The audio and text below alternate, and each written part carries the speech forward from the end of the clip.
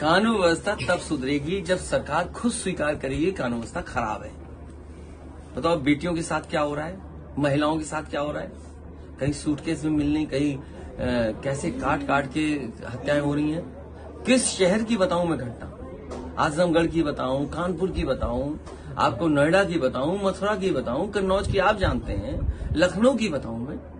आप देख लीजिए, जब से बीजेपी की सरकार आई कितनी बेटियां असुरक्षित हैं, महिलाएं असुरक्षित हैं। और इसलिए हैं क्योंकि सरकार खुद स्वीकार नहीं कर रही है कि कानून व्यवस्था खराब है, इसीलिए अधिकारी मनमर्जी कर रहे हैं। जिस दिन सरकार स्वीकार करेगी लॉ एंड ऑर्डर खराब है, उसी दिन लॉ एंड ऑर्डर ठीक हो जाएगा। सरकार लगी है अन्याय कराने में। जहां चुनाव होगा प्रधान जी को पकड़ लाओ, चुनाव है समाजवादी कार्यकर्ता पकड़ लाओ। क्या कोई कल्पना कर सकता है आजम खान साहब इतने मुकदमे लगे हों? आप बताइए, दीपक यादव झांसी में जेल चले गए, क्या नहीं दिखाई दे रहा है लोगों को?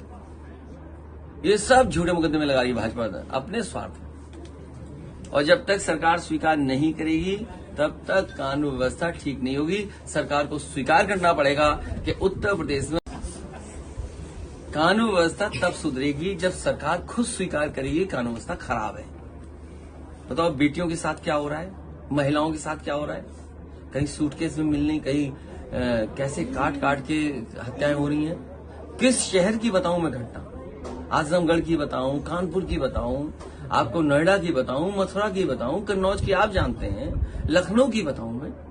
आप देख लीजिए, जब से बीजेपी की सरकार आई कितनी बेटियां असुरक्षित हैं, महिलाएं असुरक्षित हैं। और इसलिए हैं क्योंकि सरकार खुद स्वीकार नहीं कर रही है कि कानून व्यवस्था खराब है, इसीलिए अधिकारी मनमर्जी कर रहे हैं। जिस दिन सरकार स्वीकार करेगी लॉ एंड ऑर्डर खराब है, उसी दिन लॉ एंड ऑर्डर ठीक हो जाएगा। सरकार लगी है अन्याय कराने में। जहां चुनाव होगा प्रधान जी को पकड़ लाओ, चुनाव है समाजवादी कार्यकर्ता पकड़ लाओ। क्या कोई कल्पना कर सकता है आजम खान साहब इतने मुकदमे लगे हों? आप बताइए, दीपक यादव झांसी में जेल चले गए, क्या नहीं दिखाई दे रहा है लोगों को? ये सब झूठे मुकदमे लगा रही भाजपा अपने स्वार्थ। और जब तक सरकार स्वीकार नहीं करेगी तब तक कानून व्यवस्था ठीक नहीं होगी। सरकार को स्वीकार करना पड़ेगा कि उत्तर प्रदेश में कानून व्यवस्था तब सुधरेगी जब सरकार खुद स्वीकार करेगी कानून व्यवस्था खराब है। बताओ बेटियों के साथ क्या हो रहा है, महिलाओं के साथ क्या हो रहा है।